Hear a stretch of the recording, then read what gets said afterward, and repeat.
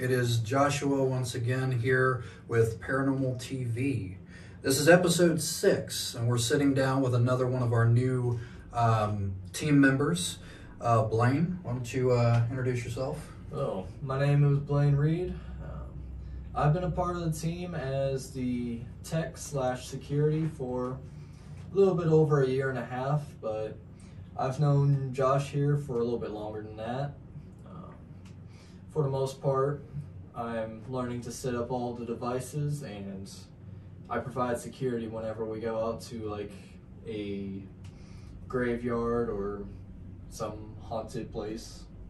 Yep, and you've helped us out as well overseas and stuff, because you are also in the Army as well.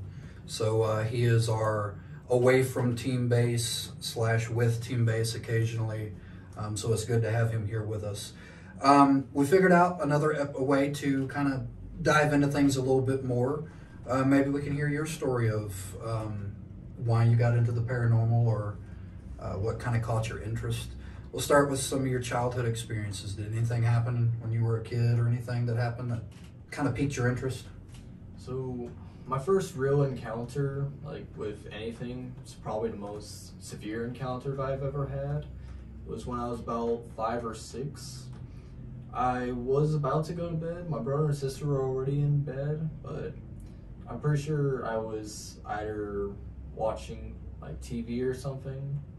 But I went back to my bed, and before I could climb into it, I saw 3 figures like poke out from the wall, and they weren't really necessarily, well, I guess they were humanoids, but they were all one base color, and they had like each had symmetrical horns on either side of their face, but not necessarily horns, more they grew into it grew into a point rather than jutting out. That was really my first encounter with anything that I deem paranormal, whether it be just from sleep deprivation or an actual paranormal sighting. And what age did you say you were when this happened? I was about 5 or 6. 5 or 6. Gosh, I could only imagine. Did that traumatize you, or what did you think when you saw it? Well, the first thing I did was I ran to my door and yelled out, and like I remember for some reason I just wasn't able to open the door, and when my dad showed up, I looked back, it was gone, and I was able to go through the door. Like not through the door, but through the doorway, of course. Mm-hmm. Anything slightly after that? Maybe did you encounter this stuff again at any point in time? Have you seen it since? I've had like strange dreams. One time I remember I had a dream I was flung across the room, and I woke up like on the floor, like right beside my bed. So that could have no correlation, but my own mom had actually spoke of times when she's seen ghosts, like the ghost of my grandmother. So more of your family, has your dad had any experiences that you know of? Not that I know of. He hasn't really told me much about that. So your mom has seen things, you've seen things. That's interesting, very interesting. Pretty much in between that time period all the way up until you met us, me and Callie, anything else major that had ever happened encounter-wise?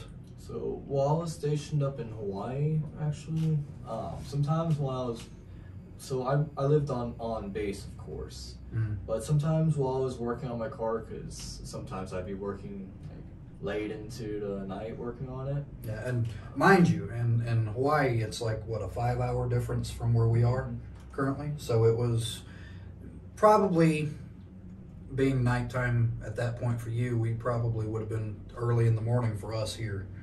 Yes, it'd be like past midnight when I'd be working on my car, but there were times that I swear I thought I saw like buddies or people walking by my car. Like I'd see people stepping by.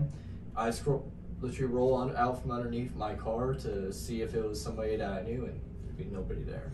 I would imagine that in barracks and stuff like that, there would be plenty of stories. things that probably even some of your friends and stuff there's encountered themselves. Has your friends or anything ever mentioned anything while you were in the Army? Yeah, I had a few, but I'm not gonna like say their names or anything. Yeah. But I did have a few buddies. Like one of my buddies I worked on cars with, he's seen stuff like that before. In fact, one of the times that I saw like footsteps while I'm working underneath the car was I was working on well, it was just an exhaust with him, but he didn't notice it. But I swear I asked him if there was somebody out there, like if he was talking to somebody. He said no. Yeah, like I said, that to me seems like just one of those places, like kind of like a cemetery. You would just imagine that there would be stuff that would happen there. Okay, well that kind of brings us up to date as far as being a member of the team and stuff and working with us for tech. I know of a lot of times that you've said that you've seen things on some of our equipment and all that we've not noticed. Even like setting up recordings and stuff, you've said, as a matter of fact, you said it for this specifically, that while we were actually setting up, you had thought you saw some things on the screen. Oh yeah, and I took that recording back. There was like no flash or anything on the actual recording. So is there any interesting stories that you've encountered so far with us? Kind of like our other team member Trevor has mentioned Hell's Gate or Oakwood. Is there any other besides there that you've? Because I know Oakwood is like a monument of stories, especially here on the YouTube. Any other stories that you have that you want to share? I suppose this one's still sort of related to Hell's Gate, because there was that time when you guys had like I had sent out on my own there, and I suppose we can talk about that one when we have the full-on group here. Yeah. But so you have that to look forward to in the next episode. Yeah, we have a lot of exciting content and stuff that we've got for you guys.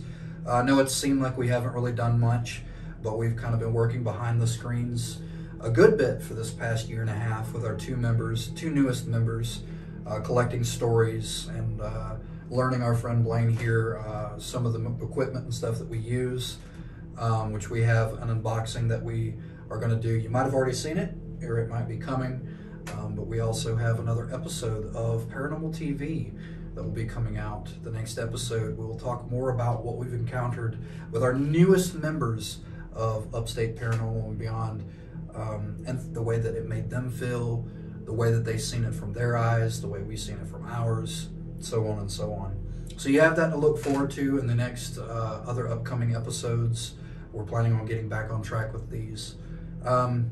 Is there anything else that you want to share with anybody? Not necessarily. I believe I've pretty much explained most of the things that I've witnessed, besides like the stuff that we've done specifically with the team. All right. Maybe we'll get into another video as well where we can have you explain, just in case if someone's interested in setting up some cameras and stuff for their own. Maybe we'll shoot another video where you can explain where to find them and the best quality stuff and all that. Oh yeah, maybe like just how to set up equipment, good angles. Yeah, that would work. Well, you've heard it here with Blaine. He's had some quite interesting stories. There's more stories to come. We're going to keep pushing beyond the veil. And you guys stay safe out there, and we'll see you guys in the next episode. Later.